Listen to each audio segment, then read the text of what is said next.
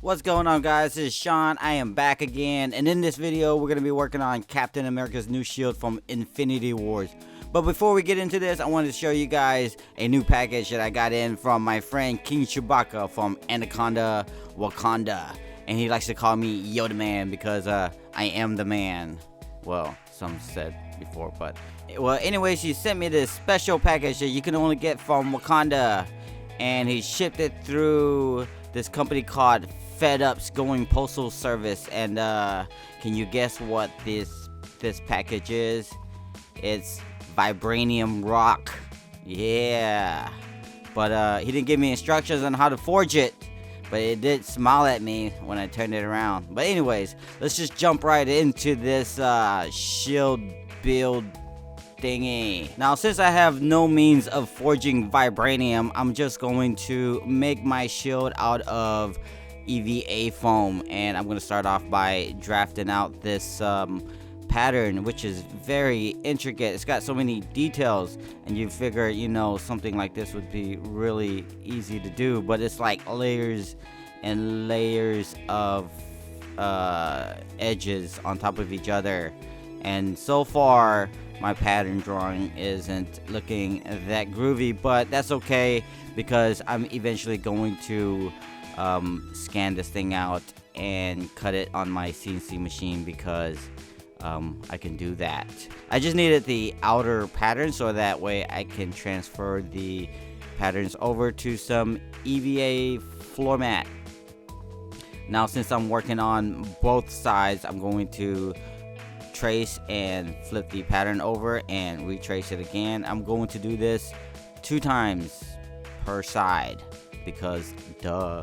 Now, if you're wondering what these little white cap looking thingies are, they're like fabric weight that you can pick up from your fabric store, and it's like made out of lead, and it's like really heavy, and it does really good holding the patterns down while you're tracing and moving patterns over. I think I prefer using that than sticking pins and needles into the foam. Now, when I originally went and cut out all these pieces, I didn't think about cutting the center line in a slight inward angle, but I eventually went back and did it.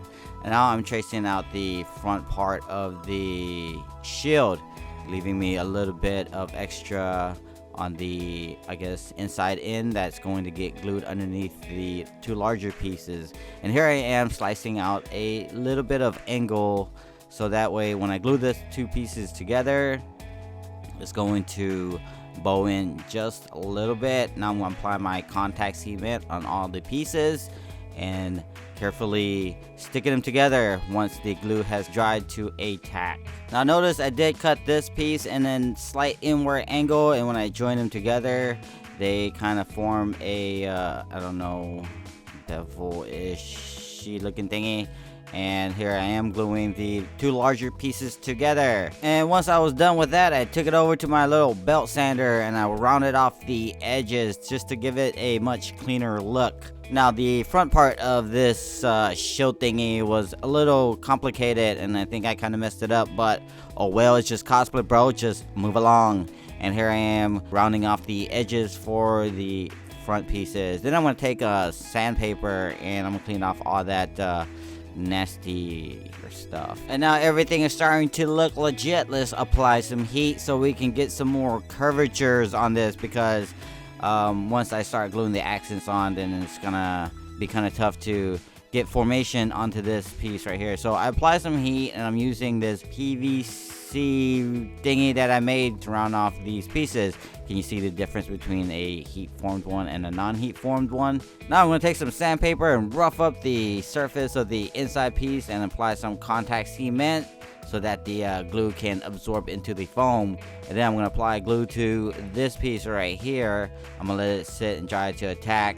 While I'm waiting, I'm going to go ahead and apply glue to these other accent piece. This is actually the first layer of foam that I'm going to stick on there. Now I'm going to carefully align the front of the shield to the back of the shield. It's going to overlap each other just like that. And then I'm going to spread glue all over the shield because I don't know exactly where these pieces are going to land. I mean, I could have drew the outlines, but why? This is an easier way of applying contact cement. If you're going to apply it in a pretty large surface, just apply some glue and then use some scrap foam and spread it all over.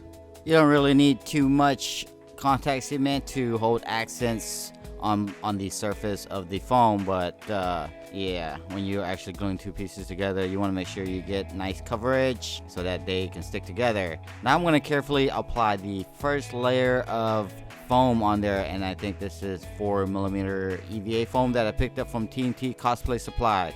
And yeah, I'm just gonna carefully align it on there, making sure everything is symmetrical and even. And once I get everything on there, I'm going to flip it over and apply some pressure to make sure everything is nice and on there, because you know we don't want this thing flying off when I'm flying through the air, because Captain America doesn't really fly. Right, I think that's Thor. No, he doesn't fly either, because his hammer pulls him off the ground, but he doesn't have a hammer anymore, so he's got a battle axe now, which is like way cooler. Oh, whitey tighty, I got the first layer of foam down. Now it's time to work on the next layer of foam, which are these pieces right here, and they are a pain in the butt to apply glue. I'm using this special little Q-tip looking applier, but it's not really Q-tip, and trust me, you can't really use Q-tip to apply contact cement because they'll fray all over the place.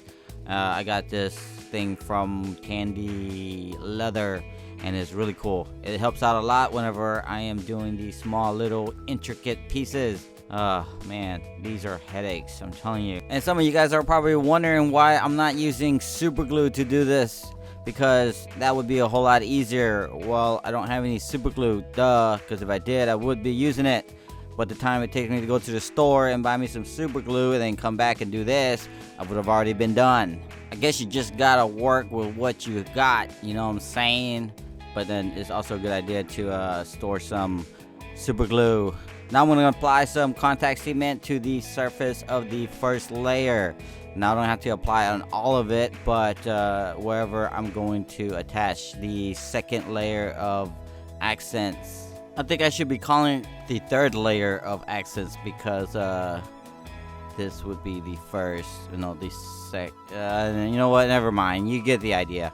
You ever get into a discussion and you're trying to explain something and make a point, and then you just confuse yourself? I do that often. And that's just like losing the argument before it's even started. Anyways, yeah, now I'm going to apply contact cement to all the other pieces, so that way I can attach the additional accents to the, I want to call this the claw piece, which is part of the hand. It looks like claws. I don't know. You tell me what you think they should be called. I mean, I'm just making up stuff as I go, you know, because there's no rule book, or I don't know, maybe there is and I just don't know where one is at. Now I'm carefully applying the next layer of accents. I'm using 6mm white EVA foam or craft foam for the white parts, and the smaller or this really thin stuff right here, I used 4mm craft foam. And man, I'm telling you, if I had to cut this out all by hand, this would have been a pain in the headache, if that's such a thing, just to cut these little pieces out. Luckily, I used a CNC laser machine. I mean, it's not cheating if you're winning, right? And now that I got all the accents for the back half of the shield done, it's starting to look pretty sick. I don't know. What do you think? Now it's time to apply the other accents to the claw area. Now putting this together wasn't so bad. Now that I am coming close to finishing up the product, it's kind of like piecing together a piece of puzzle.